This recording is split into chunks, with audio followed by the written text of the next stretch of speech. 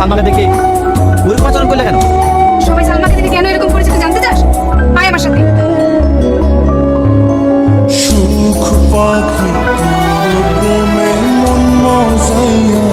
এই তো দেখ, একে চিনতে পারছিস?